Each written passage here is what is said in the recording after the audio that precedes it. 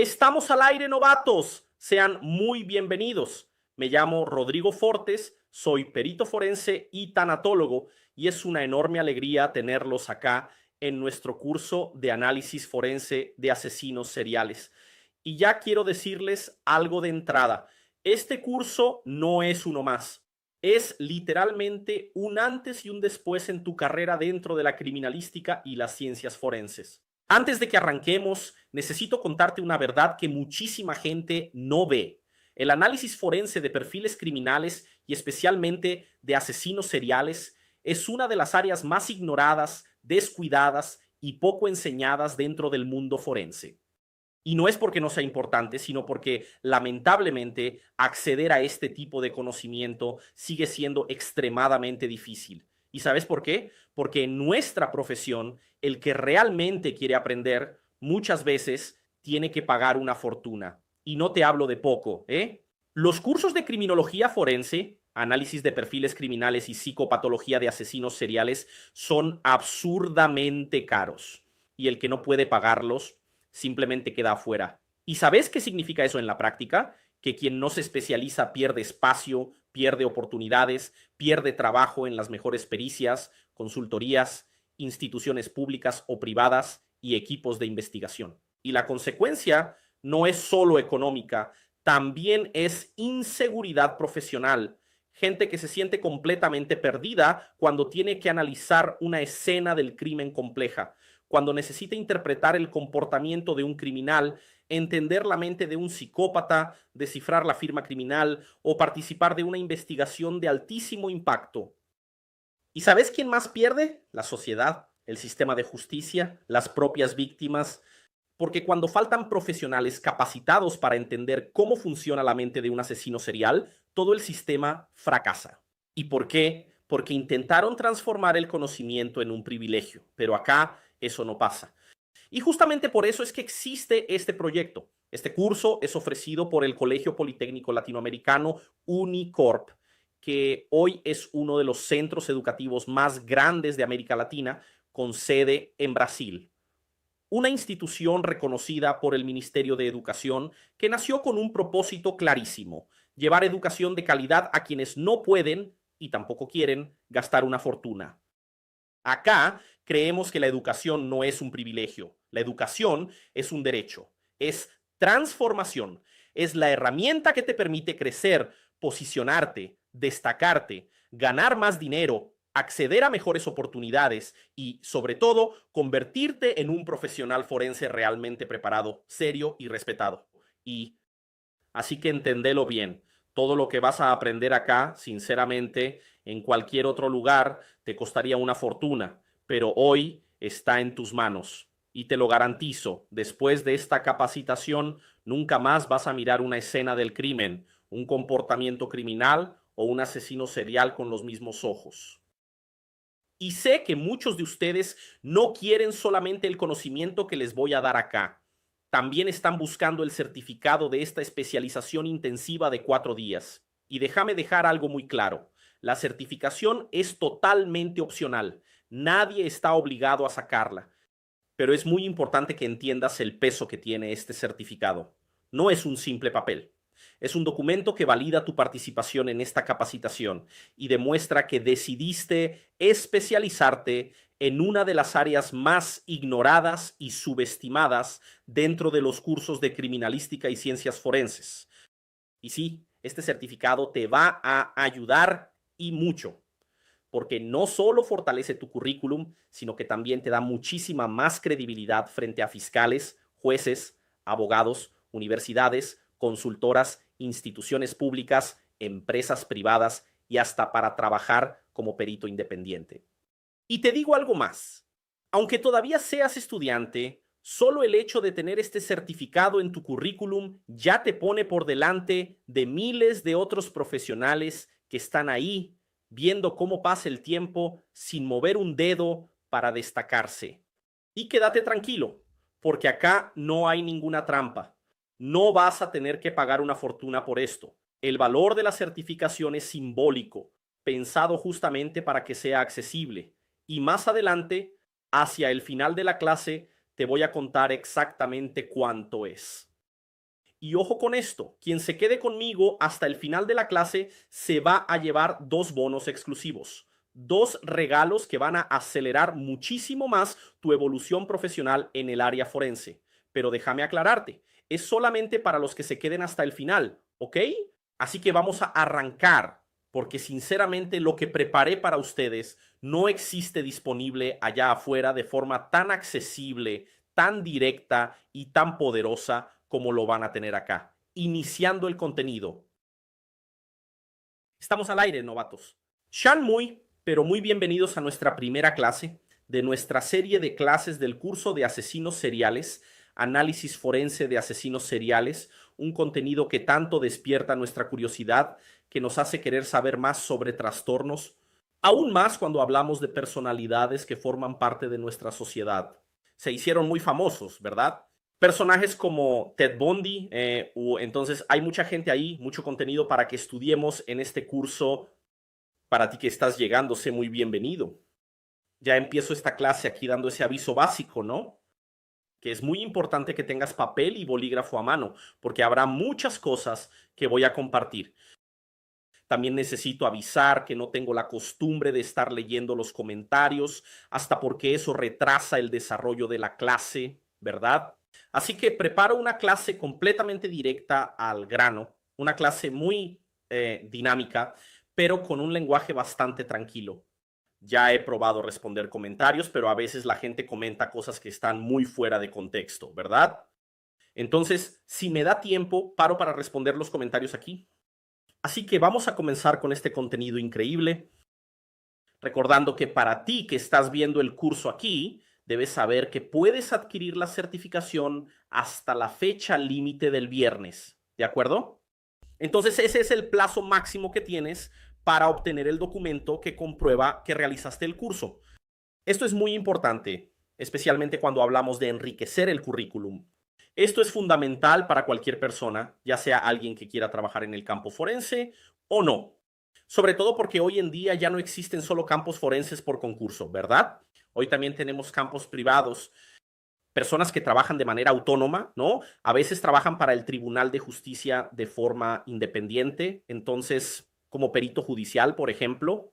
Entonces, todo esto suma mucho a su currículum y estoy segura de que el conocimiento que voy a transmitir aquí les va a aportar mucho y no solo para el campo forense, sino mucho más allá de él, ¿verdad? Porque aquí vamos a hablar de trastornos, vamos a hablar de comportamientos.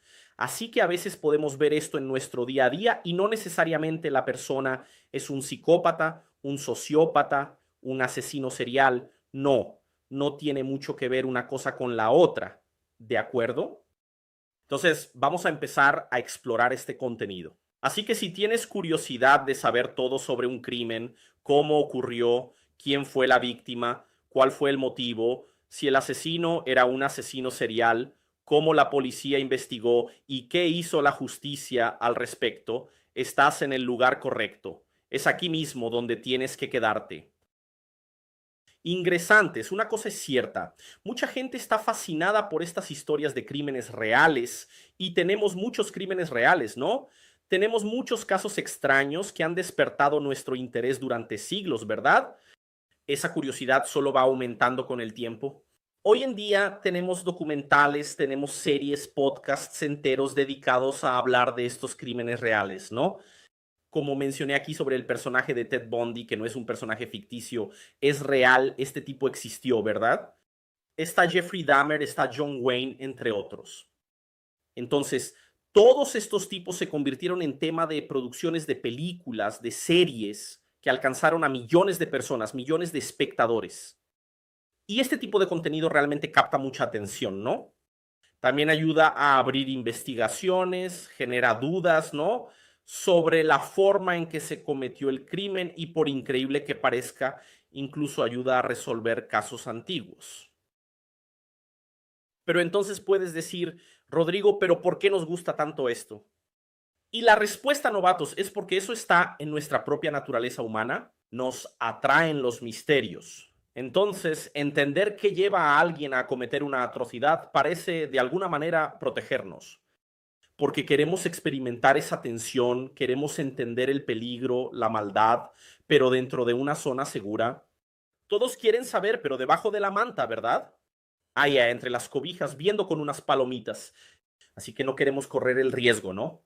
Entonces, ver un documental o incluso asistir a una clase como la que están teniendo aquí es una forma de comprender lo inimaginable sin estar corriendo ningún riesgo, ¿verdad? Y esa curiosidad no es nueva. Ya en el siglo XVIII, la gente consumía contenido criminal. Claro que no era de la misma forma que tenemos hoy. No había podcast, no había nada, ¿verdad? Entonces, consumían de una forma un poco diferente, ¿vale? Un ejemplo curioso de esa época son los execution broadsides, que eran panfletos. Sí, en el siglo XVIII ya existían panfletos. Estos panfletos se vendían antes y también después de las ejecuciones públicas de criminales. Recuerdan que había criminales que eran llevados a la plaza pública para ser decapitados o llevados para ser ahorcados, ¿verdad? Y entonces había una legión de personas que presenciaban la muerte, ¿no? Eso era una ejecución pública. Y entonces repartían un panfleto, ¿no? Oye, ¿quieres saber qué hizo este tipo? Échale un vistazo aquí, ¿vale? Después también los vendían. En ese panfleto que hacían en esa época, chicos, estaba la descripción del crimen, los detalles del juicio y a veces incluso la confesión del acusado. Era el true crime impreso, por así decirlo, del siglo XVIII. Y al igual que hoy, ese tipo de material en aquella época se vendía muchísimo. Entonces, la verdad es que siempre buscamos entender el mal de cerca, incluso cuando nos impacta, nos asusta, nos indigna, y por eso la psicopatología forense, especialmente cuando la aplicamos a los casos de asesinos seriales, es un campo muy interesante, ¿de acuerdo? Esa fascinación que tenemos por los crímenes no es solo por entretenimiento, chicos. Eso también nos lleva, cuando vemos una serie o algo así, a hacernos preguntas un poco más profundas. ¿Qué pasa por la cabeza de una persona que es capaz de matar repetidamente? ¿Cómo explica la ciencia un comportamiento tan extremo? ¿Será que hay un patrón psicológico detrás del asesino serial? Eso es exactamente lo que la psicopatología forense intenta responder.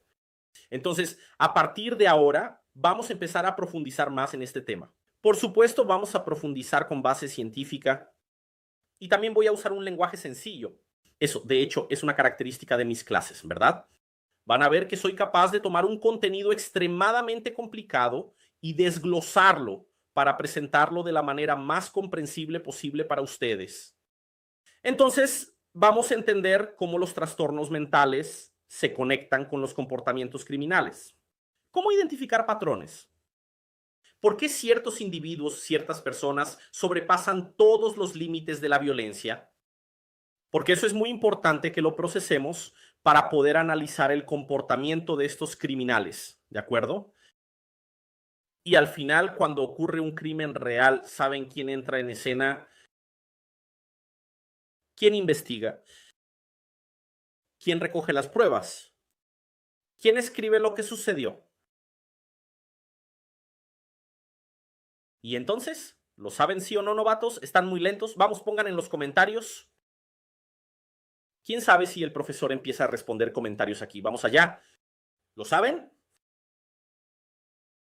Bueno, empieza. Hubo gente que dijo perito, ¿verdad? La respuesta comienza con uno de los papeles más importantes de toda la investigación, la policía, ¿de acuerdo? En la vida real, la policía es quien llega primero al lugar del crimen, ni siquiera es el perito. El perito generalmente llega solo después. Entonces, la policía llega al lugar para averiguar si esa ocurrencia realmente existe, ¿vale? Aquí en Brasil la llamamos policía militar, pero como tengo varios alumnos que son de diferentes países de América Latina, puede ser la policía normal de tu país, ¿de acuerdo? ¿Y cómo funciona? El policía llega, va a aislar el área, va a entrevistar ya algunos testigos, ¿no? Oiga, ¿qué pasó aquí? Se va a encargar de la seguridad de todos, ¿de acuerdo? Y es importante decir que no todos los policías hacen lo mismo, ¿vale? Existen diferentes funciones dentro de la policía y cada una tiene su importancia, especialmente en casos complejos, como los que involucran crímenes brutales o un asesino serial. Bueno, generalmente el policía militar llega al lugar y confirma el hecho a quién va a llamar. A la policía civil, ¿vale? La policía civil es una de las responsables de llevar a cabo la investigación del crimen. La policía civil es una policía que decimos que es básicamente un tipo de policía encubierta, ¿no? Iba a usar una palabra técnica, pero es una policía que se dice de civil, ¿verdad? Entonces no puedes identificar muy bien quién es un policía civil solo cuando llega al lugar. A veces es un tipo que viste normalmente, sin uniforme, sin nada, sin placa, sin un arma oculta, ¿de acuerdo? Entonces hay una diferencia ahí, ¿no? Entre esos dos tipos de policía, ¿vale? Hay una policía que realiza un tipo de patrullaje ostensivo, ¿no? Y hay otras que no. Entonces, la policía civil es discreta. Y estos profesionales de la policía civil son delegados, investigadores, peritos criminales, fotógrafos forenses, escribanos, ¿vale? Entonces, solemos decir que la policía civil tiene un departamento llamado policía científica, ¿vale? Y literalmente es científica. ¿Por qué? Porque utiliza la ciencia para resolver crímenes, ¿de acuerdo? Entonces, el papel de estas personas es esclarecer los hechos, reunir pruebas e identificar a los culpables. ¿Ok? Chicos, estamos tan acostumbrados a hablar del perito criminal que nos olvidamos de que quien coordina la investigación, quien decide el rumbo del caso, es el delegado, ¿vale? El delegado siempre está al frente de la investigación. En cambio, el perito, el investigador, trabaja en el campo, va a buscar pruebas, cumple órdenes judiciales y forma parte de la práctica de la investigación. Por su parte, el escribiente organiza todo el proceso, va registrando los acontecimientos y manteniendo los documentos oficiales de esa investigación siempre actualizados, ¿de acuerdo? Entonces, volviendo aquí a la policía técnico-científica, cuando el caso exige más que solo testimonios, ahí es cuando entra la policía técnico-científica, ¿vale? Ella trabaja con pruebas físicas, con análisis de vestigios, con exámenes periciales, así que es un brazo técnico de la policía civil. Está vinculada a la policía civil, pero su actuación es muy importante para transformar las evidencias en hechos, ¿verdad? A veces crees que es una cosa, no, la policía técnico-científica va a transformar esa suposición en una prueba factual. Tenemos al perito criminal hablando del cuerpo de la policía técnico-científica, ¿no? Que este grupo incluye a varios profesionales diferentes. Entonces tenemos al perito criminal, que es la persona que va hasta el lugar del crimen. Él recoge todo lo que es importante, ¿no? Todo lo que puede servir como prueba, desde cabellos, huellas dactilares, gotas de sangre, semen, todo lo que puedan imaginar, ya sea material biológico o no.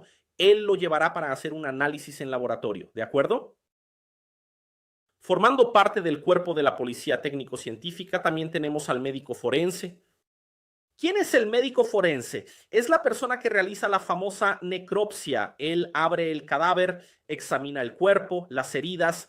Él elabora informes que muestran si hubo tortura, si el tipo de muerte fue una u otra. E incluso puede determinar si la persona estaba viva durante ciertas agresiones.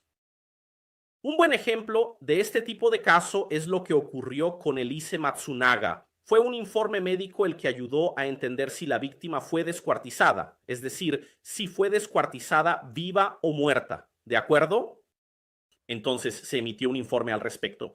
Él todavía estaba vivo, ¿ok? Tenemos al odontólogo forense. Odonto te recuerda a qué? Dientes, ¿verdad? Entonces, él es el especialista en identificar personas por los dientes. Recuerden que cuando hablamos de crímenes, estamos hablando de una variedad de cosas que pueden sucederle al cuerpo, sí o no. No todo el mundo muere de la misma manera. A veces, ese asesino serial puede haber quemado a la persona y entonces, ¿qué es lo único que queda? Los dientes, ¿de acuerdo? Porque el material de los dientes es extremadamente resistente, sí, al fuego, ¿vale? Entonces, el odontólogo forense tiene esa función. Así que cuando el cuerpo está irreconocible, ¿no? Como en ese caso de incendio que mencioné, o también en casos de mutilación, ¿qué va a hacer él? Va a analizar mordeduras, va a analizar lesiones en la región de la boca, va a analizar el patrón de los dientes.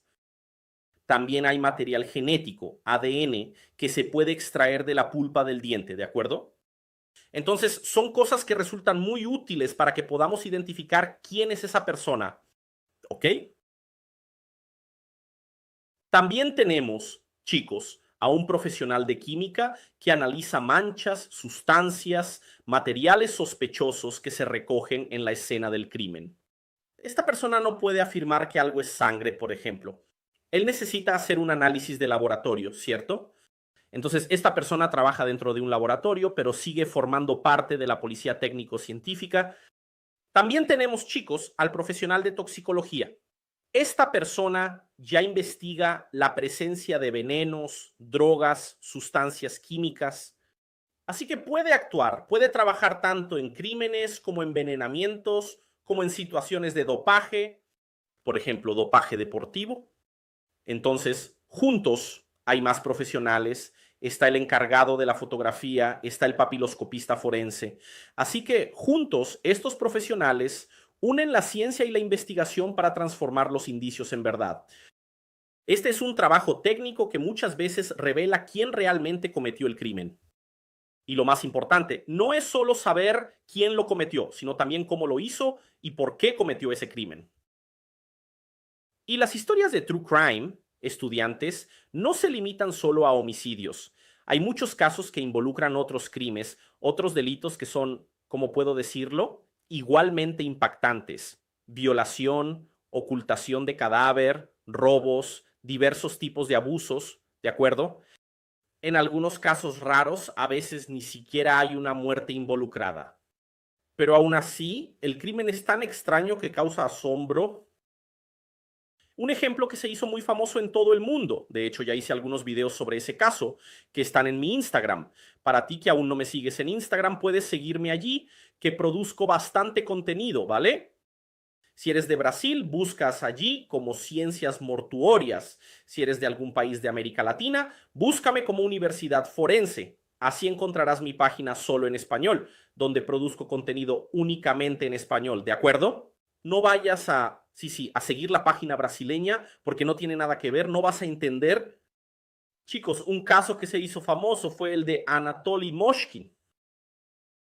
Este tipo se hizo conocido como el Señor de las Momias. En el año 2011 había una ciudad rusa llamada Nizhny Novgorod. La policía empezó a sospechar de un hombre que estaba intentando violar una tumba en un cementerio. Entonces, imagina, vas pasando frente a un cementerio y hay un loco ahí intentando abrir una tumba. Y entonces la policía miró y dijo, oye, vamos a investigar a ese loco, ¿no? Y durante el proceso de investigación, los tipos lo fueron presionando y luego fueron hasta su apartamento a hacer búsquedas porque era un tipo sumamente sospechoso. Y lo que encontraron allí fue algo bastante perturbador. Encontraron 26 cuerpos de niñas pequeñas, con edades que iban de 3 a 12 años. Todas ellas estaban repartidas por distintos rincones de la casa. Anatoly definitivamente no era un criminal cualquiera, era muy inteligente. Y cuando digo muy inteligente, no me refiero a alguien por encima del promedio. No, él era un genio, ¿vale? Para que se hagan una idea, era historiador, era un apasionado de las culturas antiguas, así que todo el proceso de la época del antiguo Egipto, él estudiaba todo eso. Estudiaba técnicas de conservación de cadáveres y durante ese proceso de querer estudiar tanto, terminó desarrollando una obsesión mórbida por cadáveres infantiles. Entonces, ¿qué hacía él? Tomaba el cuerpo, lo sacaba cuidadosamente del cementerio, lo momificaba con esmero y luego rellenaba ese cuerpo con telas, pedazos de camisetas en general, ¿no? Pantalones, incluso en algunos casos otras prendas. Él iba rellenando cuidadosamente a esa persona. También usaba diversos objetos y transformaba a esas niñas en muñecas humanas. Estas muñecas estaban vestidas, maquilladas y distribuidas por los cuartos de la casa, como si formaran parte de la rutina. Es una locura, ¿verdad? Es una locura esto. Por este crimen, Anatoly fue acusado de violación y profanación de tumbas, fue acusado de mutilación de cadáveres, pero también de otros 44 delitos relacionados. Su caso conmocionó al mundo entero, y no solo por la cantidad de cuerpos, sino por la forma en que los trataba. Él trataba a esos cuerpos con cariño. Era extraño de ver, como si fueran miembros de su familia. Entonces, Anatoly tenía un trastorno, ¿no? Para que se hagan una idea de cómo funciona esto, ¿no? En su caso hubo violación y profanación de tumbas, ¿vale? Sí, es importante decir esto, que necesitamos mencionar los tipos de delitos que existen, ¿de acuerdo? Para que podamos entrar en el concepto de asesino serial, tenemos que repasar los tipos de crímenes que ocurren. ¿Ustedes saben qué tipos de crímenes existen? Déjenme tomar un poco de agua aquí. ¿Está claro para ustedes? Si les pido que me enumeren 10 tipos de crimen diferentes, ¿creen que podrían escribirlos para mí en los comentarios? ¿Sí o no?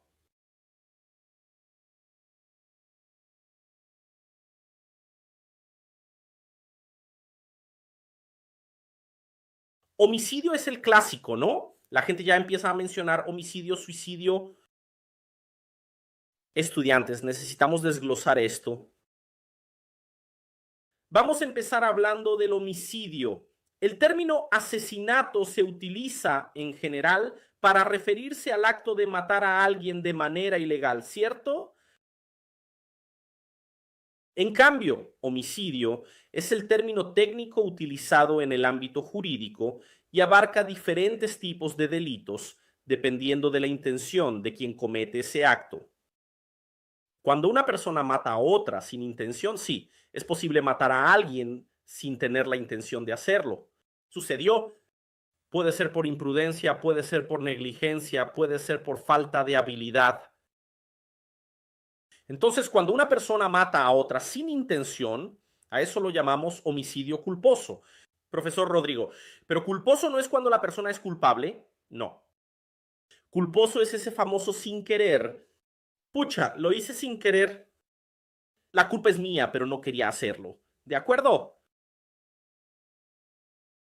Un ejemplo sería un accidente de tráfico en el que alguien muere por un descuido del conductor. El conductor se pasa el semáforo en rojo, sigue adelante, pero está dentro del límite de velocidad. El semáforo estaba en amarillo, se puso en rojo, pero él pasó del amarillo al rojo, chocó con otro coche y mató a las personas del otro vehículo. Estudiantes, antes de que sigamos, mi equipo me avisó que hay muchísima gente preguntando en el grupo de WhatsApp sobre el precio de la certificación y también sobre los bonos. Así que ya mismo les voy a aclarar todo. Pero antes necesito que entiendan algo muy claro. Este curso va muchísimo más allá de lo que vieron hasta ahora. No es una clase suelta, no es una explicación superficial. Es una capacitación de varios días donde abordamos el análisis forense de asesinos seriales de forma profunda, profesional y con un nivel de detalle que sinceramente no se consigue fácilmente por ahí. Acá van a aprender no solo cómo identificar patrones criminales, van a entender cómo se construye el perfil psicológico y conductual de un asesino serial, cómo se interpretan las escenas del crimen, qué es una firma criminal, cómo detectar escaladas de violencia y cuáles son los elementos que permiten conectar un crimen con otro. Además, van a conocer profundamente las metodologías utilizadas en la criminología forense moderna, cómo se analiza el comportamiento postdelictivo, cómo funcionan los procesos de victimología, la psicodinámica del agresor y las estrategias que permiten colaborar directamente con las investigaciones más complejas. Y no queda ahí, también vamos a hablar de los diferentes tipos de asesinos seriales, los motivacionales, los organizados, desorganizados, psicópatas, sádicos, depredadores sexuales y hasta los casos menos comunes que suelen confundir a la justicia y al sistema pericial. Y sí, todavía hay más, porque este curso no es solo teoría, está 100% enfocado en la práctica forense real. Lo que aprendas acá lo vas a poder aplicar directamente en pericias, investigaciones, consultorías privadas, informes forenses y en tu desarrollo profesional dentro del ámbito judicial o extrajudicial.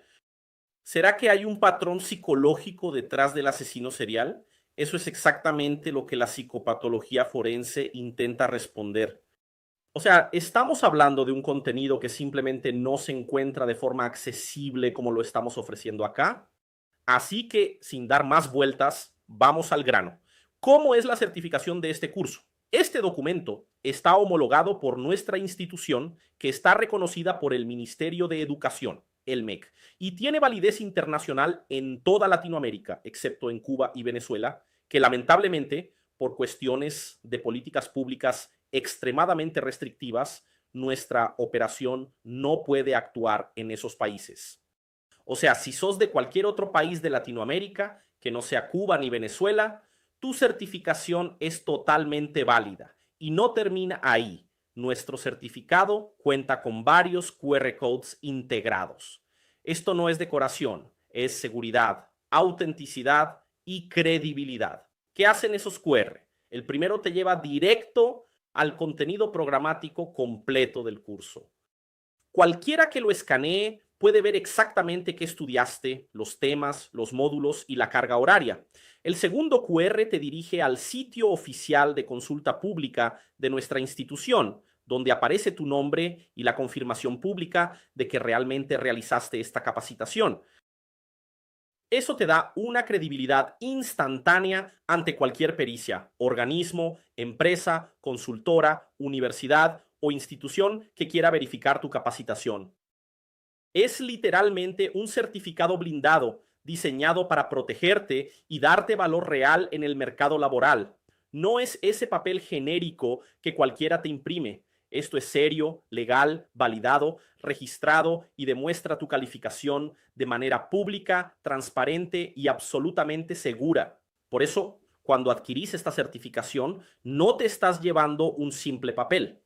Te estás llevando una credencial de autoridad que te posiciona como un profesional realmente capacitado, serio y preparado para brindar servicios de análisis criminal, perfilación y apoyo forense donde sea que decidas trabajar. Y ahora sí, necesito hablarte del bono exclusivo que les prometí, que es sencillamente una locura. Y te pido que le agradezcas a la institución, porque fueron ellos quienes trajeron esta oportunidad única para ustedes. Quien adquiera la certificación hoy, durante esta clase, se lleva completamente gratis otro curso a elección. O sea, son 2 cursos, 2 certificados, el doble de formación, el doble de oportunidades en el mercado forense. Esto no es suerte, esto es para quien se mueve, para quien se posiciona, para quien entiende que solo progresa el que invierte en sí mismo. Pero hay un detalle. Mira la cantidad de gente que está ahora mismo conectada en esta clase. Literalmente somos cientos en esta transmisión y siendo completamente honesto con ustedes, es humanamente imposible liberar este bono para todo el mundo. Por eso, los primeros 100 que adquieran la certificación ahora mismo se llevan ese curso extra. Por supuesto, podés elegir no hacerlo y está perfecto. Podés quedarte acá, seguir viendo las clases, descargar los materiales del grupo, pero lamentablemente te vas a perder esta oportunidad gigante que se cierra hoy. En los últimos cursos que hicimos, vendimos el certificado sin ningún bono en cuestión de horas a cientos de personas. Imagínate ahora con este curso extra incluido, así que la oportunidad está abierta. Para ver el valor de la certificación en tu país y en tu moneda, simplemente hace clic en el link que mi equipo dejó fijado en los comentarios. Y también les voy a pedir que ese mismo link lo manden en el grupo de WhatsApp.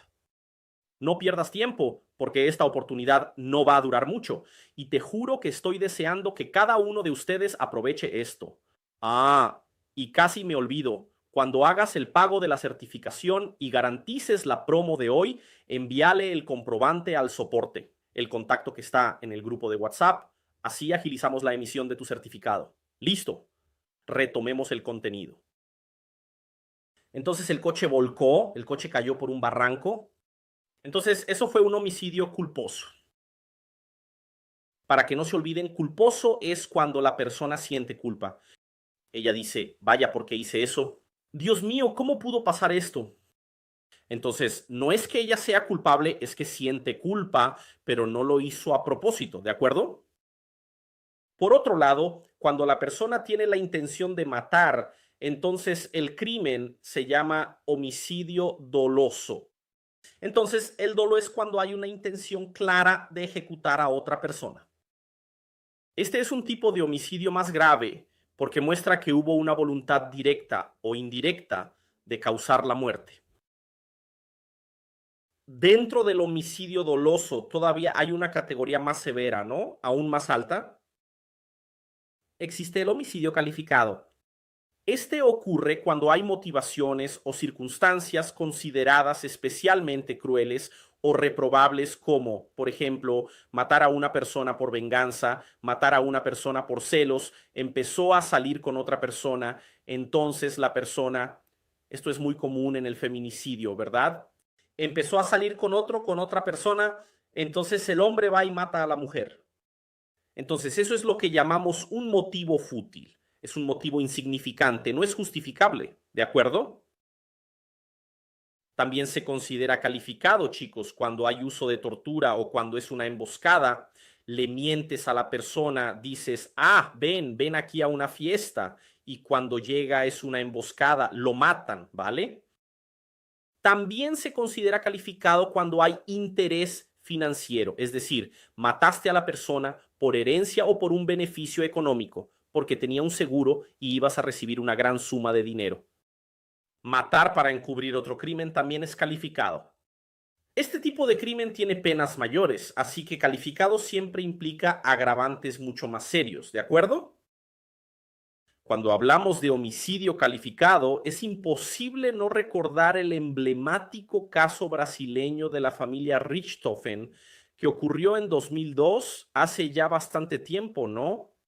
Me doy cuenta de que estoy viejo cuando veo que el caso Richthofen ocurrió y yo ya era adolescente. Entonces, estudiantes, sí, todo el mundo recuerda el caso Richthofen, ¿verdad? Tuvimos a Manfred y Maricia von Richthofen que fueron asesinados dentro de su casa mientras dormían y fueron asesinados a golpes de barra de hierro y luego asfixiados con toallas y bolsas plásticas. La policía descubrió durante el proceso de investigación que el crimen fue planeado por Susanne von Richthofen, que era la hija de la pareja, pero ella cometió el crimen junto con su novio y también con el hermano de su novio, ¿verdad? El novio era Daniel Craviños y su hermano era Cristian Craviños. Así que los tres fueron condenados por doble homicidio triplemente calificado. Entonces, mira, ¿qué es un doble homicidio triplemente calificado? Son dos personas que fueron asesinadas. Esa es la parte del doble homicidio. ¿Y cuáles son las tres calificadoras? ¿Es porque hubo tres personas matando? No, es porque se consideró el motivo vil. Es decir, hubo interés en la herencia y oposición de los padres a la relación. Luego tenemos el segundo calificante, que es el medio cruel, y ahí debemos considerar que se usó una barra de hierro y también asfixia, ¿cierto? Y el tercer calificante, que es la imposibilidad de defensa de las víctimas. ¿Por qué? Porque los padres estaban durmiendo. Entonces, este caso, chicos, conmocionó al país, no solo por la brutalidad, porque fue algo absurdo, sino también por el hecho de haber sido planeado por alguien de la propia familia. El profesor puede pedir un poco de agua aquí para el equipo, por favor. Porque si no, esta gargantita aquí no aguanta. Bueno, chicos, ¿recuerdan que hace poco hablé de feminicidio? El feminicidio es siempre cuando una mujer es asesinada por ser mujer, ya sea en un contexto de violencia doméstica o por odio y desprecio hacia su género. Entonces, en estos tipos de casos, siempre estamos ante un feminicidio. Este tipo de crimen es diferente de un crimen común. Por ejemplo, si una mujer muere durante un asalto, eso ya no se considera un feminicidio, porque el motivo del crimen no tiene relación directa con el hecho de que ella sea mujer. En cambio, cuando una mujer es asesinada por una pareja, un excompañero, alguien que la agrede dentro de casa o por cuestiones de género, ahí sí estamos hablando de feminicidio, ¿de acuerdo? Para dar más visibilidad a estos crímenes y aumentar el castigo, aquí en Brasil tuvimos la creación de una ley, que fue la Ley 3.104 de 2015, que incluyó el feminicidio como una forma mucho más grave de homicidio dentro del Código Penal. Eso significa que en estos casos la pena para el autor del crimen será aún mayor. ¿De acuerdo? Mucha gente cuestiona por qué existe esta distinción, ¿vale? Ah, Rodrigo, pero ¿para qué tiene que existir el feminicidio? Mueren hombres, mueren mujeres también, hay parejas que matan al hombre. La cuestión, estudiantes, es que los números lo muestran con claridad, ¿de acuerdo? La violencia contra las mujeres es una epidemia en Brasil y es una epidemia silenciosa. Tenemos el Foro Brasileño de Seguridad Pública y dice lo siguiente: más de 1.300 mujeres son asesinadas por feminicidio cada año en el país. De acuerdo con el Atlas de la Violencia de 2020, una mujer fue asesinada cada 2 horas, siendo que el 68% de esas víctimas eran mujeres negras. ¿De acuerdo? Otro estudio, aunque este fue realizado en Estados Unidos, analizó 307 casos de feminicidio y reveló que el 70% de las mujeres ya había sufrido violencia física por parte de su pareja antes del asesinato. Es decir, el feminicidio muchas veces es una etapa final de un ciclo de violencia, de un ciclo de agresiones constantes. Un caso que también marcó a Brasil, que ocurrió allá en Pará, fue poco tiempo después de que la nueva ley entrara en vigor. Había una universitaria que se llamaba Muchas gracias por el agua. Ella se llamaba Ingrid de Casia Israel, tenía 28 años.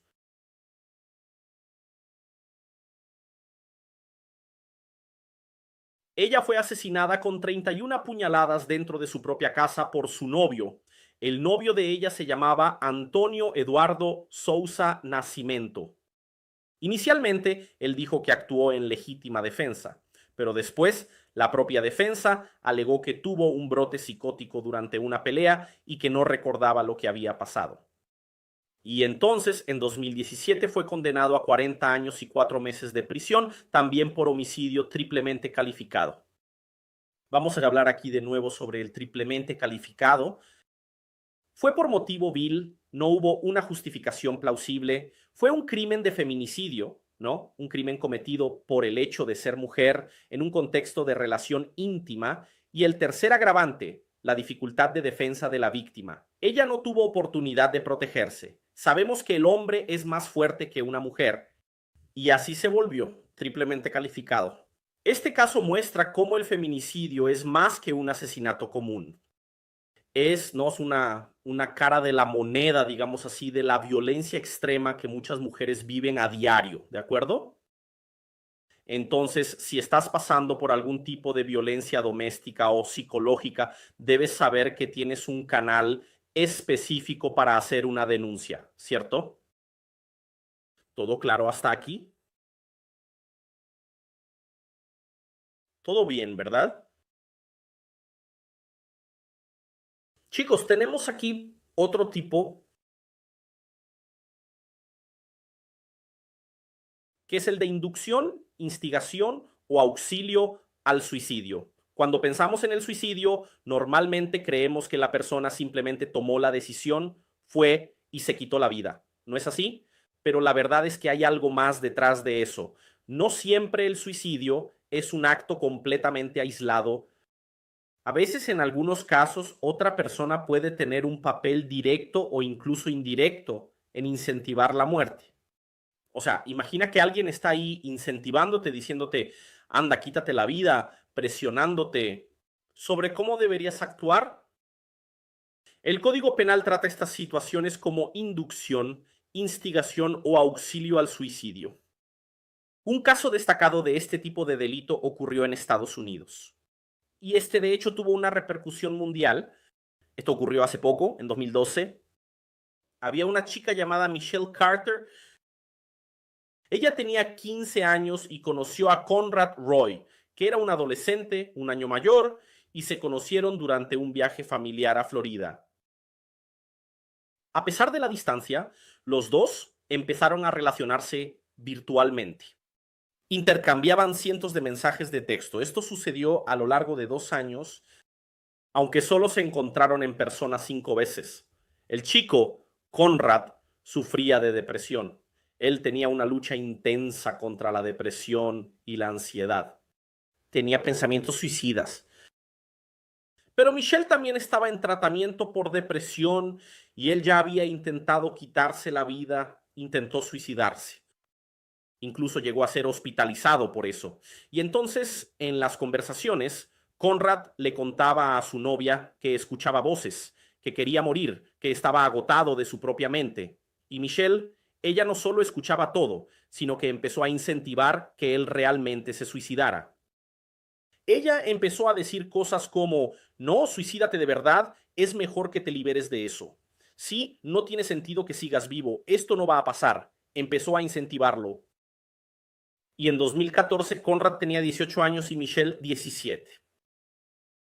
Y entonces, en vez de buscar ayuda o alertar a algún familiar, ella empezó a enviarle mensajes con instrucciones prácticas sobre cómo podría cometer ese suicidio. Llegó a decir, solo tienes que hacerlo, ya es hora. Finalmente vas a ser feliz en el cielo. Deja de dar vueltas. Ella envió exactamente ese mensaje.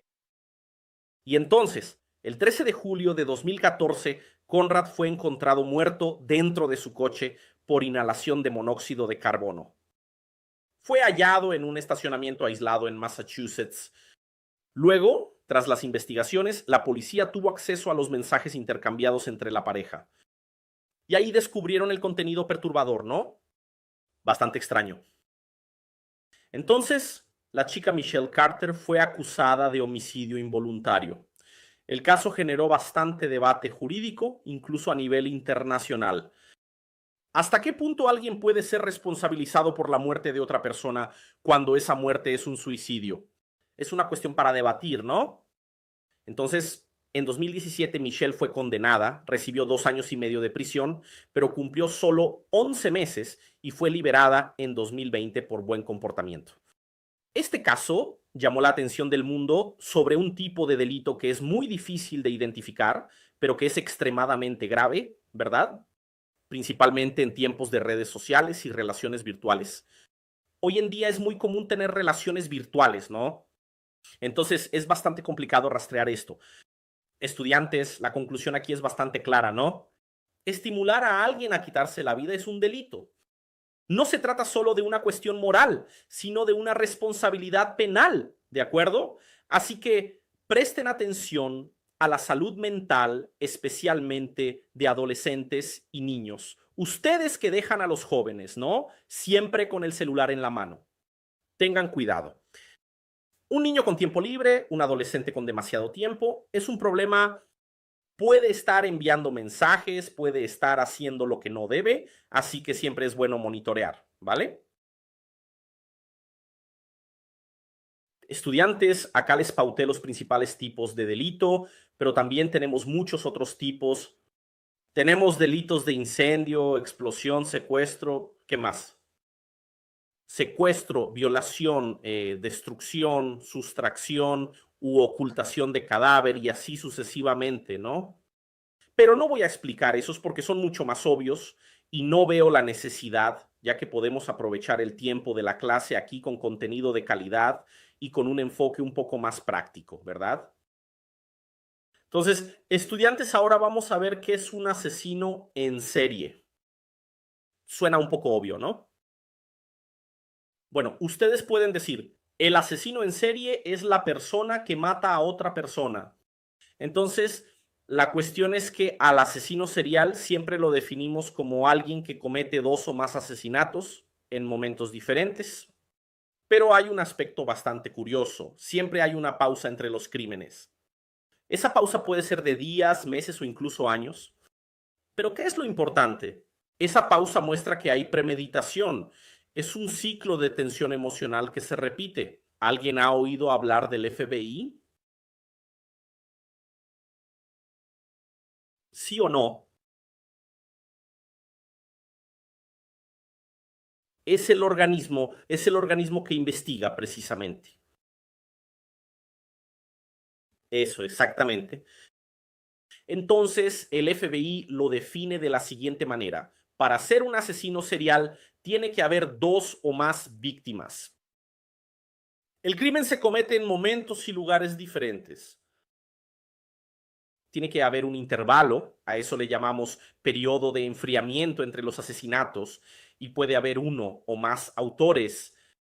El motivo más común detrás de estos crímenes, cuando hablamos de asesinos seriales, generalmente suele ser, sí, una cuestión psicológica o sexual.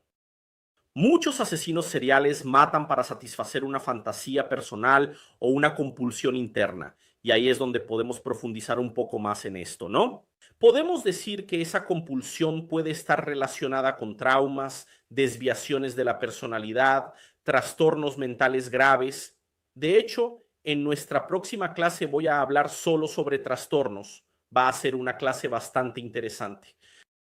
Sí, sí, creo que será una de las clases más interesantes, la más genial, porque van a poder tener una visión de 360 grados de lo que sucede en el cerebro de una persona, ¿de acuerdo? Así que no se pierdan el contenido.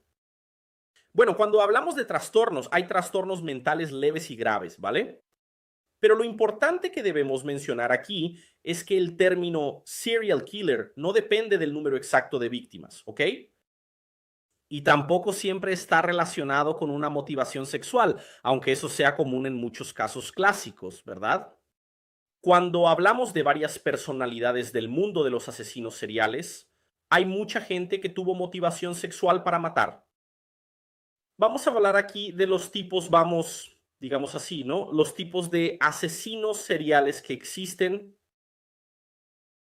No hay solo un tipo, hay varios. Vamos a empezar a diferenciarlos aquí para que ustedes entiendan. Tenemos al asesino en masa, que en inglés llamamos mass murderer. A diferencia del asesino serial, el asesino en masa mata a varias personas de una sola vez. Generalmente lo hace en un solo evento y por lo general en un solo lugar. No hay pausa y todo sucede de forma explosiva, rápida, devastadora. ¿Cuáles son las características típicas del asesino en masa? Esta persona generalmente mata a 4 o más víctimas en un solo lugar, en un solo evento, sin intervalo entre los crímenes. Estos asesinatos normalmente no tienen motivación sexual. En cambio, actúan movidos por ira acumulada, sensación de fracaso, humillación, deseo de venganza. Es como si la persona llegara a su límite emocional, entrara en colapso y decidiera causar el mayor daño posible antes de morir. Muchas veces incluso se suicida al final de este ataque o busca ser asesinada por la policía, lo que llamamos suicidio por la policía. Entonces empieza a intercambiar disparos con la policía, intenta agredir, toma una barra de hierro, usa lo que tenga a su alcance en ese momento, ¿de acuerdo? Según algunos estudiosos como Harold Shatter, este perfil suele involucrar a hombres aislados, ¿vale? Ya se ha realizado un estudio sobre este tipo de perfil. Son hombres aislados, llevan una vida desorganizada y presentan una gran inestabilidad emocional. Y esa inestabilidad emocional puede ser provocada por algún desencadenante, por ejemplo, un despido.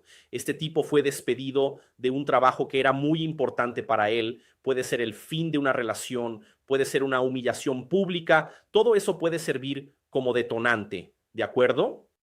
Entonces ese es el asesino en masa. También tenemos al asesino relámpago, que en inglés llamamos spree killer. Existe un tipo que actúa de forma impulsiva. Este tipo no planea cada paso, pero también hace múltiples víctimas en poco tiempo. Entonces, ese es el spree killer. Este tipo de criminal mata a dos o más personas en lugares diferentes, pero siempre en un corto periodo de tiempo y sin intervalos entre los crímenes, es decir, va matando a medida que avanza, ¿de acuerdo? Entonces, él es diferente del asesino en masa. ¿Por qué? Porque actúa en un solo lugar, sí, y tampoco es un asesino serial porque no hay pausa entre los asesinatos, ¿de acuerdo? Así que recuerden siempre esto. El crimen ocurre en dos o más lugares para que sea considerado un spree killer. mata a más de una persona, todo sucede como parte de un solo brote y no hay intervalo entre los crímenes. Psicológicamente, este perfil, chicos, se asemeja al del asesino en masa.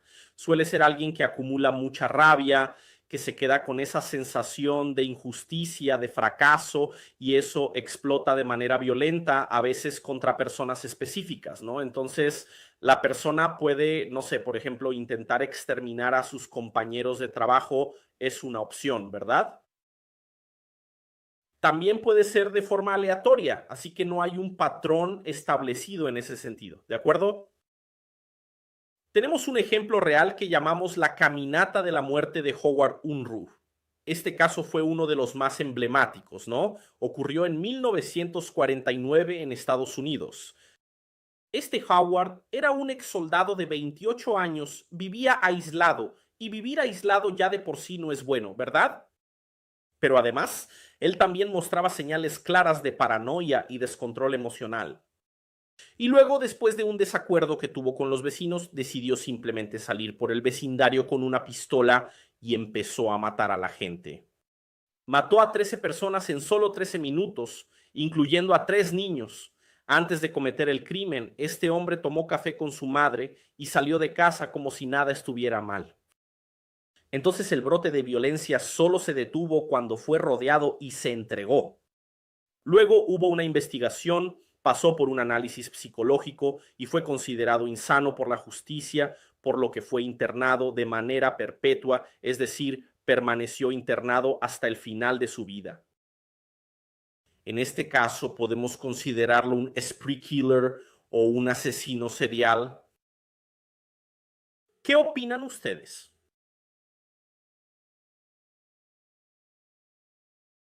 Bueno, esta categoría de la que estamos hablando genera mucha discusión. ¿Por qué? El FBI realizó un simposio sobre asesinos en serie y los especialistas incluso llegaron a proponer que el término spree killer dejara de usarse. ¿Por qué? Porque la única diferencia entre un spree killer y un asesino serial era el tiempo entre los crímenes. Y cuando hablamos de tiempo, eso muchas veces es una cuestión subjetiva, ¿vale?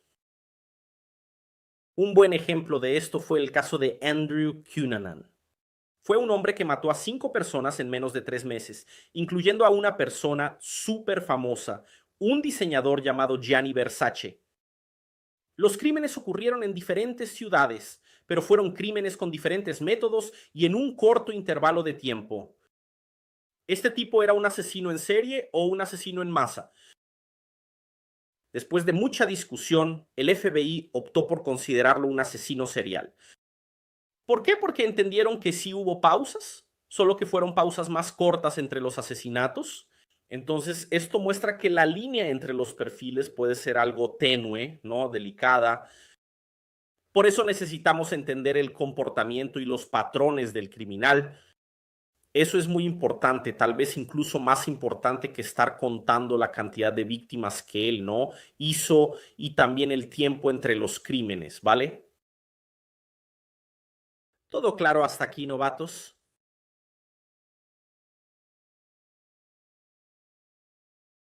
Bueno, entonces ya desglosamos un poco más a fondo las diferencias en relación al spray, al método de inducción, al suicidio, que también es considerado un crimen, ¿cierto?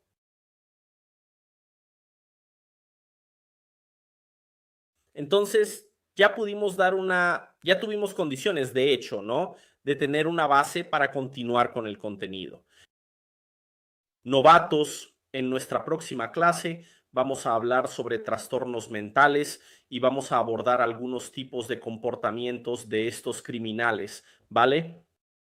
Existe una idea común, ¿no? Casi algo genérico de que todo criminal, pensamos eso, ¿no? Que todo criminal es un enfermo mental. Todo asesino en serie es un loco peligroso. Y vamos a ver si eso es verdad. Les voy a mostrar un estudio del Instituto de Psiquiatría de la USP, ¿de acuerdo? Lo que muestran esos estudios. Vamos a hablar de ansiedad. Vamos a hablar de trastornos de la personalidad. Sí, hay varios trastornos de la personalidad. Existen esquizoide, paranoide, esquizotípico, antisocial, borderline, histriónico, narcisista. Entonces, vamos a repasar todo eso.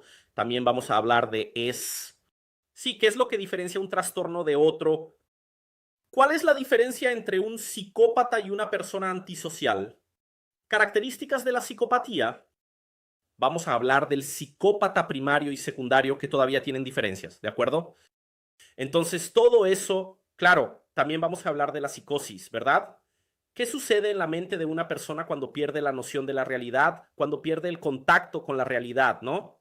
Porque la psicosis es diferente de la neurosis, ya que la neurosis implica angustia, inseguridad, síntomas de ansiedad. La psicosis no. La psicosis es un nivel mucho más profundo de alteración mental, ¿verdad? La persona realmente pierde la noción de la realidad por completo.